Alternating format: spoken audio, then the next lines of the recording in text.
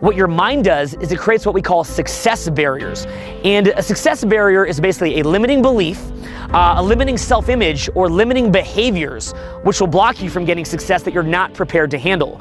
So a limiting belief would be like, oh, the world is scarce, so I shouldn't even try. Or a limiting behavior would be like procrastination. And then of course you've got, I'm not good enough, I'm a fake, things like, just all this different stuff. And what they teach you in self-development is to overcome it, okay? To overcome your success barriers. But the reason why these success barriers exist is, again, to create nice, slow progress. You want to develop slowly. You don't want to grow too fast. Because if you grow too fast and you don't have an evolution in your consciousness, you go fucking crazy. But if you grow at a nice, gradual rate, you hit these different traumas. They kind of fuck you up. They kind of mentally stifle you. When they hit you, you're like, oh, like this, you're kind of fucked up for a couple of days or even a couple of years, in my case, from some of the really harsh ones that I've gotten. So there was a lot of different things that kind of gradually allowed me to sort of grow and experience that, learning how to execute on everything, learning how to cope with the added crazy shit going on, learning how to cope with crises, just slowly building it up. And, my kind of hope for this is that after, say, a couple decades of it, I've got a nice, deep, good foundation for success. And really kind of what I hope for you is that you want to achieve the same thing. What I'd say to you is, look, as you're going through your journey, realize that you're gonna have success barriers that hold you back from moving too fast, and that's fine. And you should push into them, just like being at the gym. Just, you hit that next weight level and you gotta push through it and it's gonna hurt.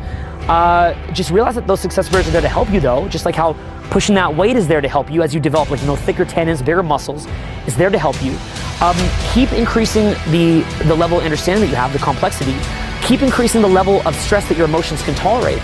And I think the payoff, just in my opinion, is like a real understanding of the world and sort of a way of engaging with the world where little petty things don't bother you as much as it bothers a regular person. And it doesn't mean that you shouldn't defend yourself against those things. It doesn't mean you can't stand up for yourself.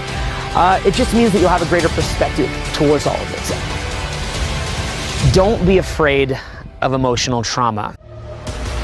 Okay? The road to success is basically paved with really cool highs and really low lows.